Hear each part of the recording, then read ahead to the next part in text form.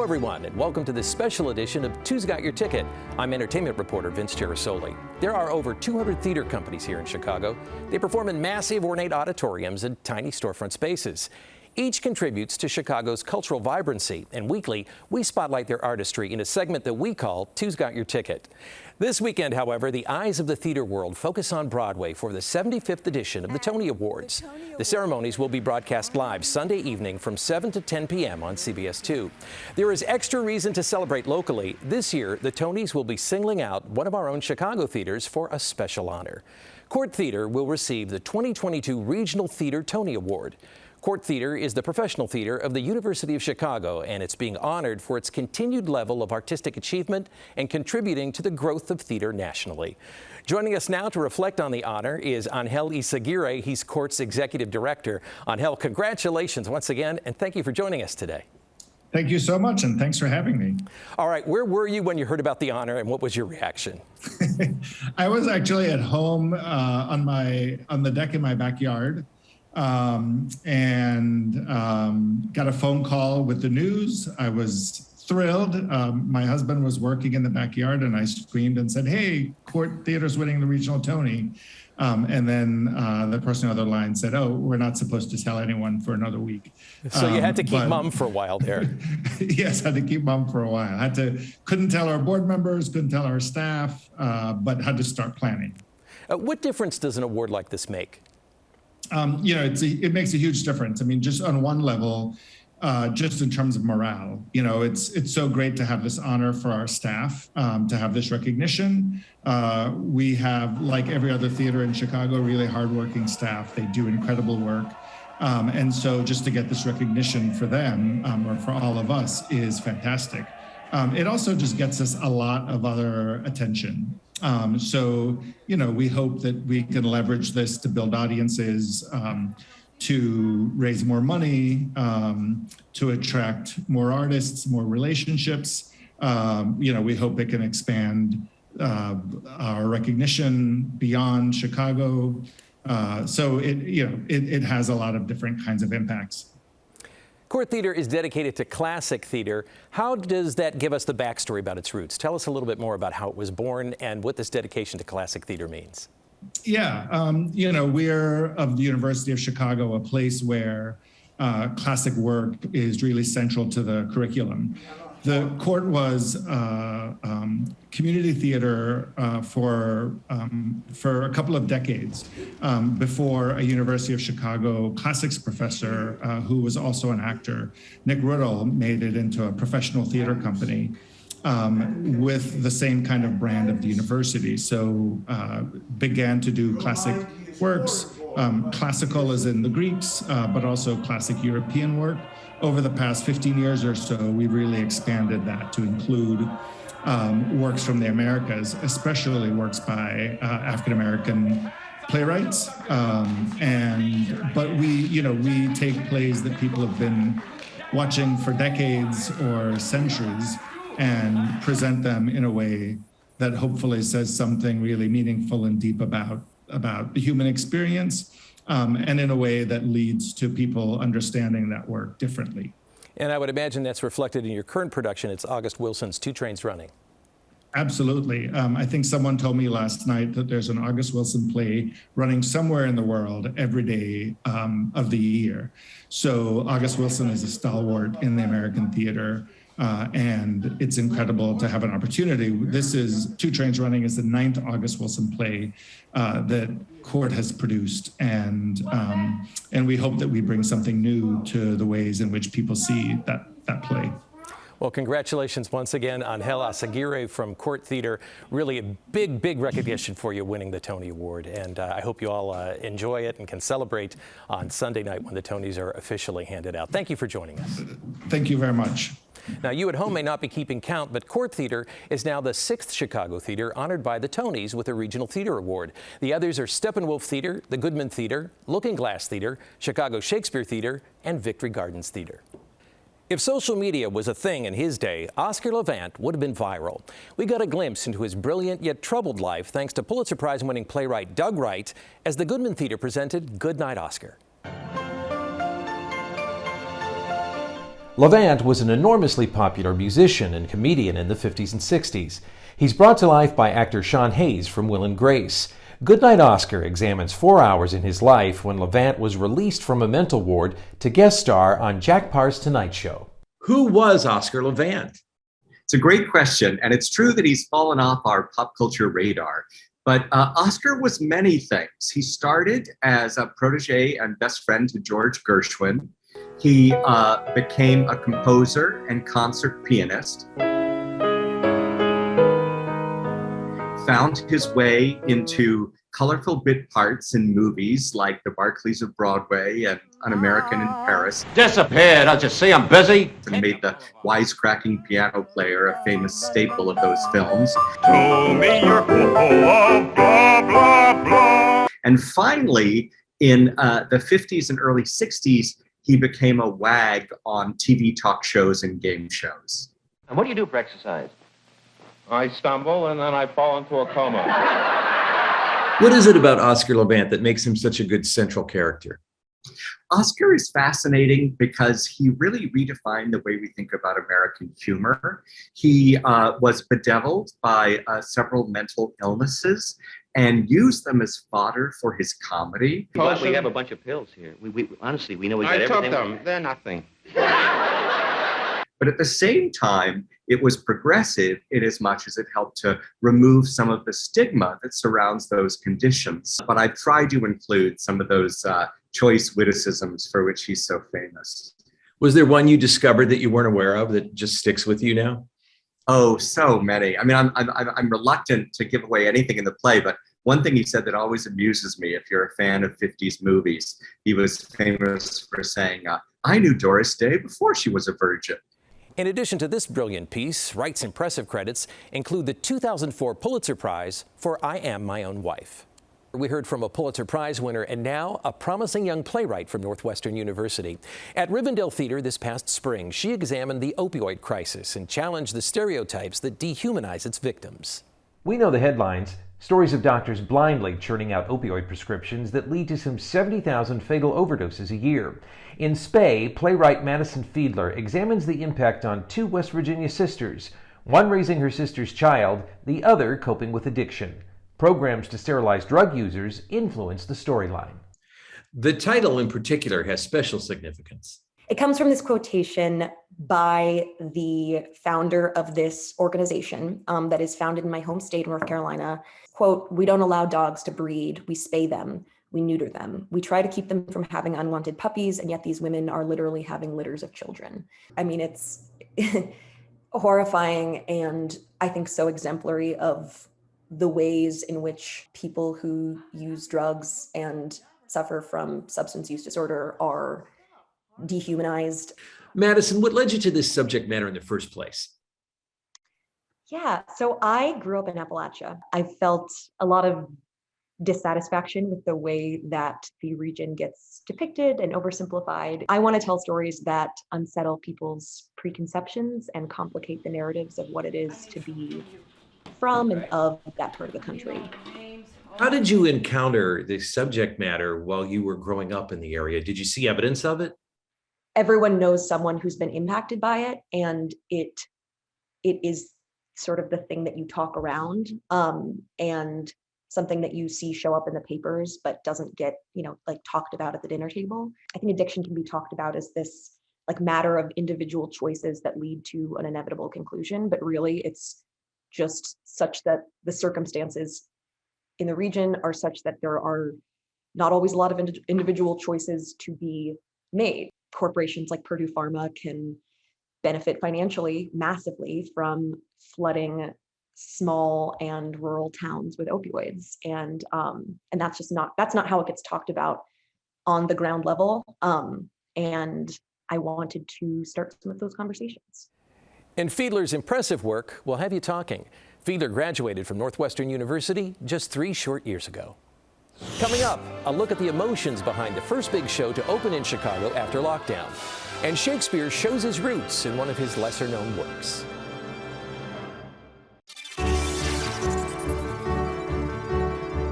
The The theater world globally spent nearly 2 years on hiatus during the height of the COVID-19 pandemic. But by last fall, curtains began to rise again, and so did spirits. Take, for example, the excitement surrounding the revival of the 25th anniversary tour of Rent last fall.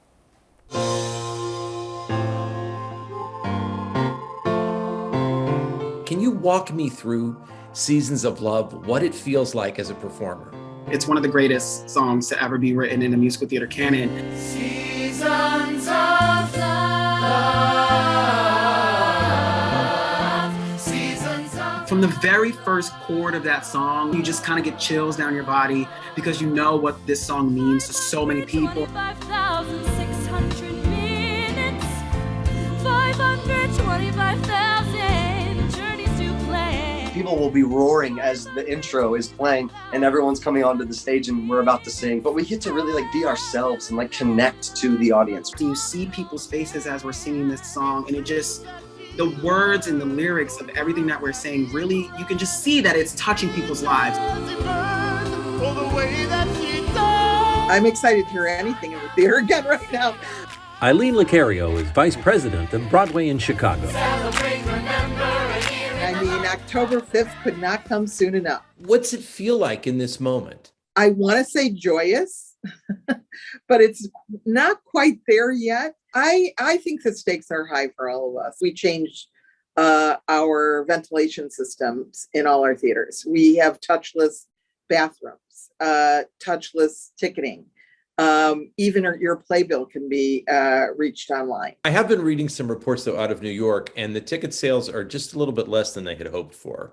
I don't think that we're going to just immediately turn over and be sold out, have sold out shows. We are going to stay open, and we are going to have an extraordinary experience together in the theater again. For those who don't know, Rent is loosely based on the opera La Bohème by Giacomo Puccini. You know, I couldn't let that Italian reference pass. Elsewhere in theater, you may not have read this dark comedy in high school English class, but Chicago Shakespeare Theater this season gave us an idea of what we're missing. All's Well That Ends Well is one of William Shakespeare's lesser performed works. For the characters, who span the social spectrum, director Shauna Cooper has created an Edwardian bohemian world where choreographed movements help punctuate some of the storyline. We spoke to her. All's Well That Ends Well tends to be one of the lesser performed works of William Shakespeare. Why is that?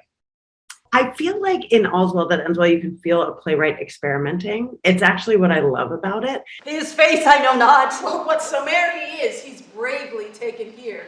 And you can feel Shakespeare experimenting with so many conventions, so many characters, plot points, all sorts of things that he goes on to do in later plays. So it's sort of like his greatest hits, but it's just kernels of them. What challenges, though, does that present to you? I suppose you could say it's a challenge, but I love this about it. You're flying blind a little bit. It feels like you're doing a new play. I think this might be the first Shakespeare play I've worked on where no one in the room had done the play before. My high school English teacher will hate me for asking the question this way, but can you give me the Cliff Notes version of the plot? Oh my gosh, I'm going to hate you for this question. I love your son. I mean, I think All's Well That Ends Well is basically about a girl who loves a boy who doesn't love her back. And she goes to the ends of the earth along with some questionable tactics to try to change that. We're also working with this incredible Chicago-based choreographer, Stephanie Martinez, who's created a really unique movement vocabulary for the soldiers, who are the young men in the play, not really going off to war so much as war as like a finishing school for young men. Did you discover any unexpected delights while you were approaching this production? If you're lucky, this happens when you're working on Shakespeare, is how much it feels like the moment we're in. And it's been spiritually really moving and satisfying to work on a play that is about emerging from a time of grief and mourning and loss and figuring out how to live again. Out in the suburbs this season, you can find out what's new Buenos Aires with a ticket to Drury Lane Theater's production of Evita. The Lloyd Webber musical examines the polarizing figure of Eva Perón, the First Lady of Argentina in the 1940s, known for both her philanthropy and greed. At the helm is director Marcia Milgram Dodge. She comes to the Drury Lane fresh from a Metro DC production of Beauty and the Beast. It featured a talented and unconventional cast and made headlines globally. You recently directed a production of Beauty and the Beast that received national attention. Was that something you were expecting? I mean, I'm not going to lie. The amount of attention and the far-reaching attention was mind-blowing. Is this home? Am I here for a day or forever? Why do you think it received so much attention? Well, we were breaking down barriers. We were groundbreaking. Our Belle was a plus-size queer Black woman, and our production made it accessible to all shapes, sizes, colors, ethnicities, abilities to say, I can be a Disney princess. Let's talk about Evita right now. Okay. So Evita has a charismatic lead character. It has a groundbreaking score. So as a director, where do you start? You start with the text and the music, and you shut out anything that you've seen before or imagined. Being a mother has really impacted my choices. What happened to poor little Ava Duarte? The biography of this woman, it is tragic. The poor peasant, lower class, shirtless ones, they became her followers and her cult, really. You put your name on this ticket, you were going to be picked and you would become wealthy. And meanwhile, she's skimming off the top and wearing her Dior gowns and drinking champagne with her dictator husband. So in the end, was Evita manipulative or was she altruistic? She was totally using them for power. This is a woman who became a saint at 33 years old. She burned fast and bright and hot and ferocious and then died. She just went for it. Okay, don't cry for me, because I was already lucky enough to see Evita. Still ahead, an unlikely romance is sewn together at Northlight Theater. And you don't have to travel to New York to see one of this year's leading contenders for Best Musical at the Tonys. A visit now with another accomplished suburban theater, Northlight. In its recent production, Intimate Apparel, it is 1905, and the talents of a Black seamstress help her sew her way out of poverty. Along the way, she forms an unlikely connection with a Jewish fabric merchant. It's the work of playwright Lynn Nottage. We spoke with director Tasia A. Jones about its themes.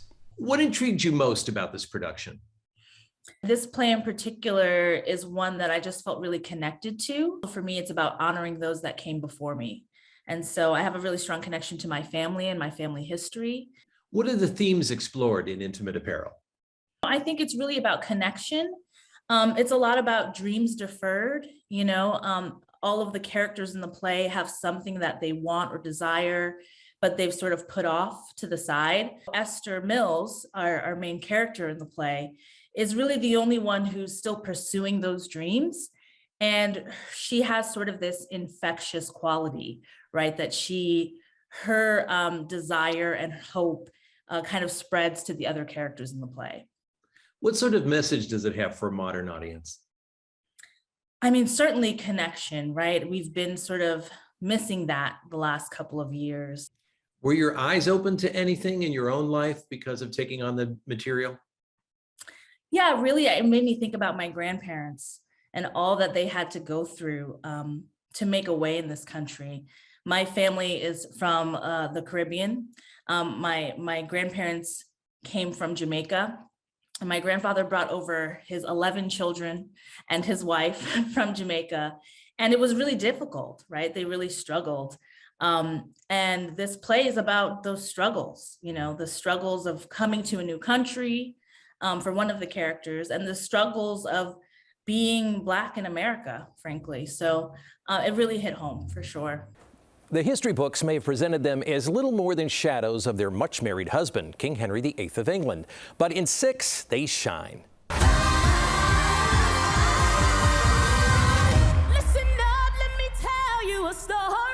In a modern-day concert, the wives, who were beheaded or divorced, are center stage in an evening of female empowerment.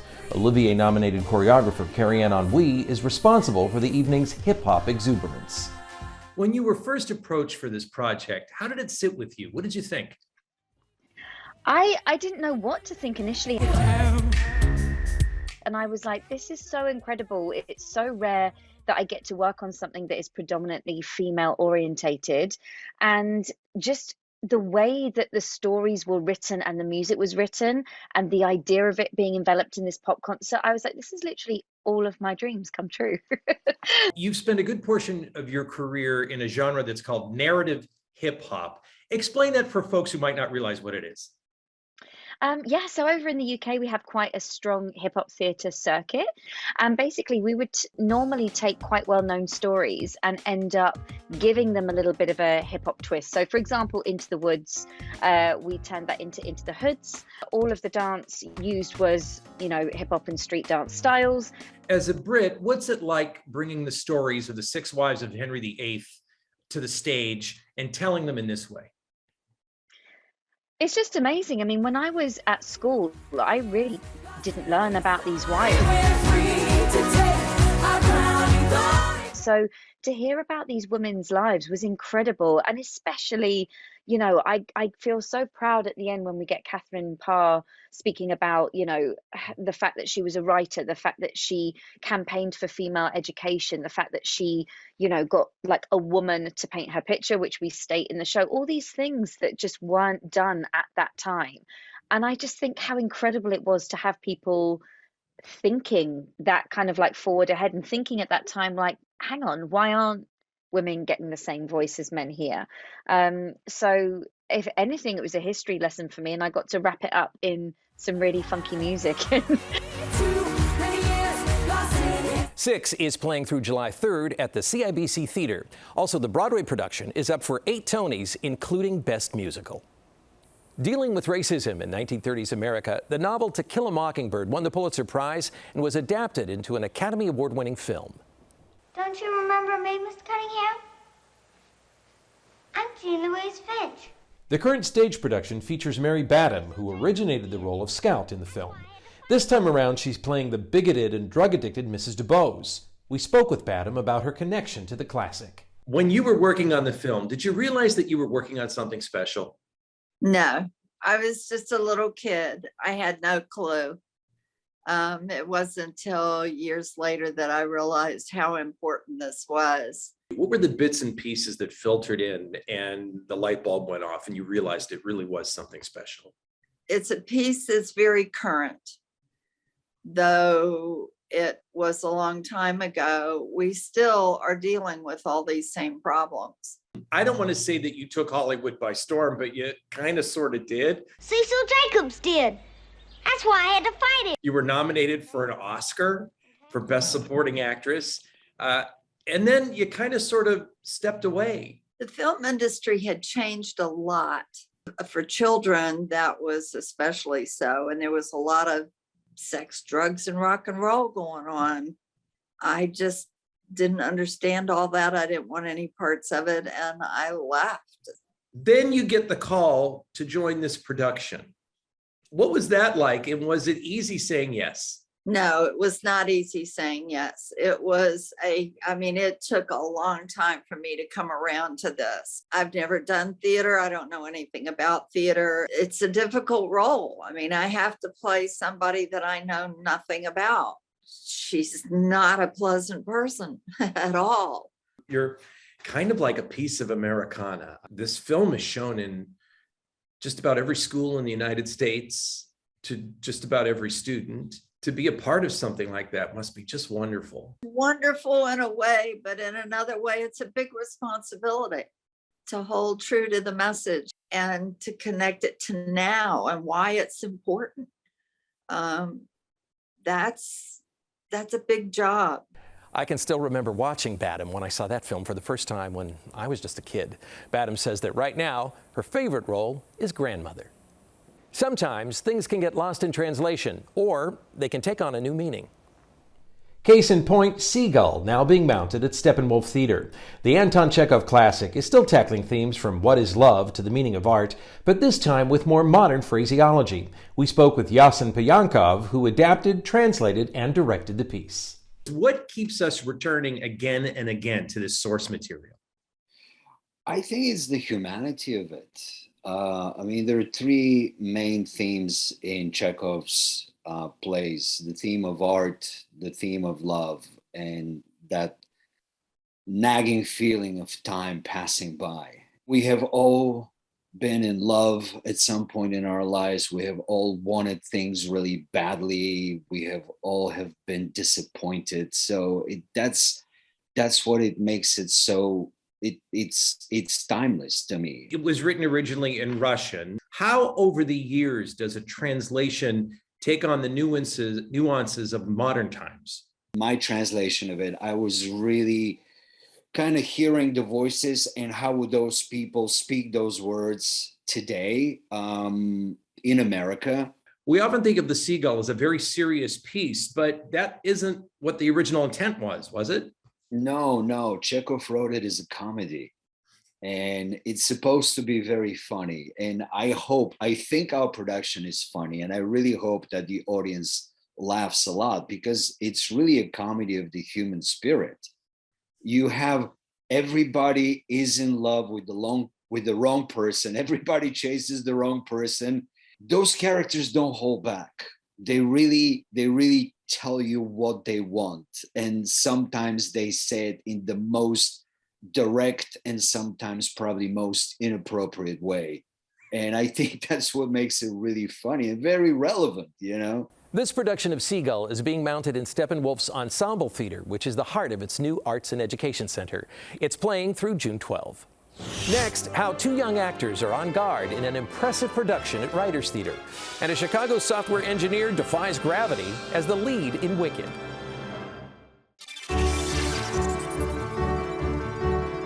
There is a coming-of-age piece on stage in Glencoe right now, and it also gives you a front row seat to some polished athleticism. The actors on stage are actually fencing. Athena, now playing at Writers Theater, examines the moments in a teenager's life when we discover who we're about to become. The young women on stage were agile actors, but fencing novices when cast. We spoke with director Jessica Fish about their transformation. Fencing is not necessarily a female-dominated sport, but it's a big part of the narrative. What's the storyline? How does fencing play a role in the story? It's a two-person show. Athena and Mary Wallace have met at a regional competition. They've never met each other, and they meet as competitors on the fencing piece. We're gonna constantly come up against each other. Maybe. Definitely. And I won't spoil anything for you, but telling you that Athena wins this first matchup. And that sort of launches this unlikely friendship. They're very much opposites, and they become sparring partners, and over time they become friends, ? There's a lot of fencing choreography involved with the production. Did you bring in choreographers to help them learn the skills, or did you have to learn the skills yourself? Yeah, it was a tall order. Neither of our actors are fencers, but they have been training with the Lincoln Square Fencing Club since January. They're actually on electrified reels and they are really fencing. And so we had the real fencing coach who kept us honest and made sure that we followed the rules of fencing. And then we had our theatrical fight choreographers who made sure that we made it theatrical and exciting and that the actors could repeat it as much as possible. But it's live and it's different every night. But the fact that they're actually fencing, all of that must add to the excitement for an audience, don't you think? Yes, it's excitement for the audience and terror for a director because, you know, as a director, we want the show to be the same every night. But theater is very live. It's not Netflix. And it is not the same every night. And that element of surprise is what keeps the audience on guard. Okay, thank you for letting me tell a dad joke there. Athena is playing at Writers Theater through July 10. It has been called brilliant and breathtaking, and it's being staged once again by the Looking Glass Theater Company. Looking Glass Alice follows the fantastical adventures of author Lewis Carroll's heroine. However, in this wonderland, the circus arts surround the audience and bring the story to life. We spoke with adapter and director David Catlin. Looking Glass Alice has become sort of a signature piece for Looking Glass Theater. Did you ever imagine when you first put it together that it would have this kind of staying power? No, not at all. I mean, we loved making it, and each time we return to it, we get to kind of remake it a little bit. We wanted to make it for that moment in time and for who we were, and because we were true to that and just making something that we thought was beautiful and celebrated all the wonderful nonsense of Lewis Carroll. I think that's what allowed it to bloom into something that we get to return to again and again. For those who may have never seen Looking Glass Alice, there are elements of circus arts that are woven through the narrative. How did you know that the characters from Alice's world would lend themselves to this kind of production?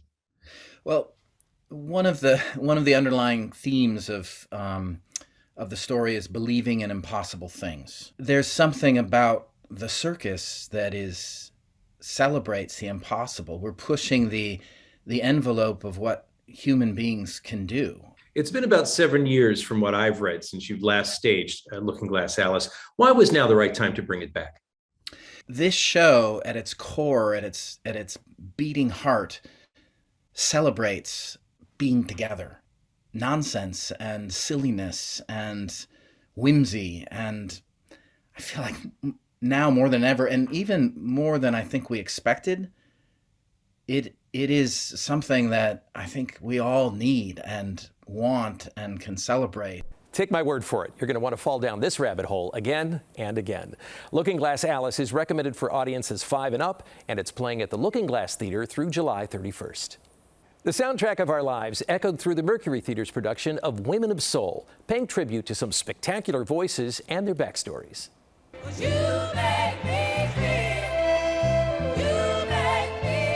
Aretha Franklin definitely was one, and you can put others like Diana Ross and Dionne Warwick on that list too.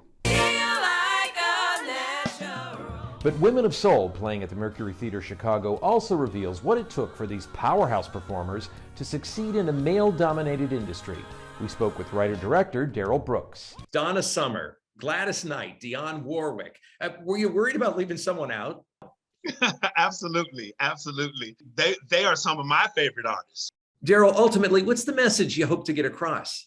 These women paved the way and they deserve to be respected. And this just scratches the surface. People don't know just what they had to go through to get to where they were.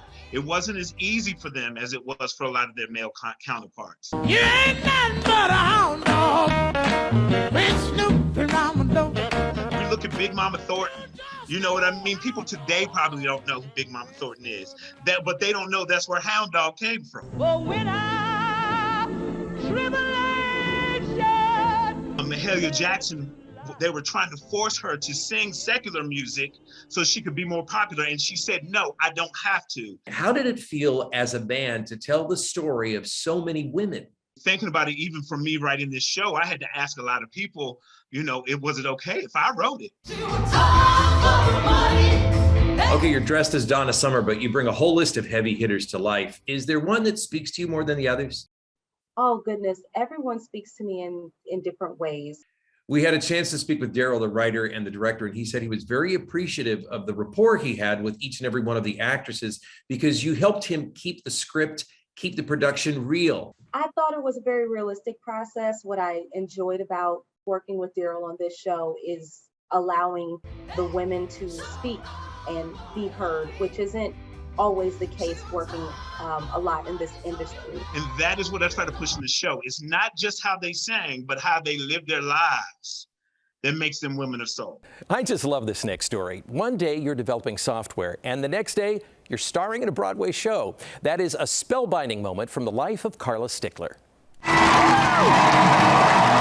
She had been with the Broadway hit Wicked years ago, but left it for a career in tech. However, a shortage of Elphibos over the holidays had her once again taking flight as Oz's Wicked Witch. That just makes me laugh that, your side hustle for a couple of weeks was starring in a major Broadway production. Yeah, hobbies. When I meet the wizard, once I prove my worth. Really, the $64,000 question in all of this is, how did this come to pass? I love that people want to like to think that I was some random person they called after 7 years because everybody was sick and the world was ending. But at the end of the day, I have been with the show since 2010.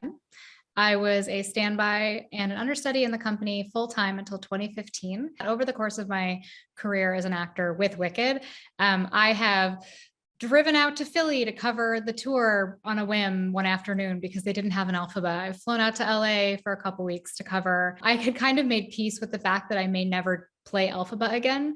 A lot of times the main reason my job exists is just for the comfort of everyone in the building to know that there is another Elphaba around, just in case.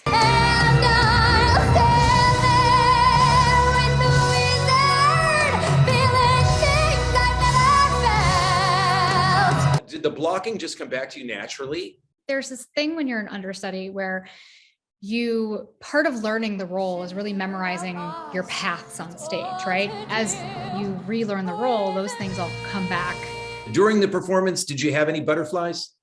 As someone who was a professional understudy for so long, I thrive off of this crazy adrenaline rush of doing something that I don't really know what I'm doing in front of thousands of people. So I was so excited to be there. Instead of being nervous, I was just like, you know what? I'm not going to get to do this probably ever again. So let's just enjoy the ride. Stickler clicked her heels together 3 times and is now back here in Chicago.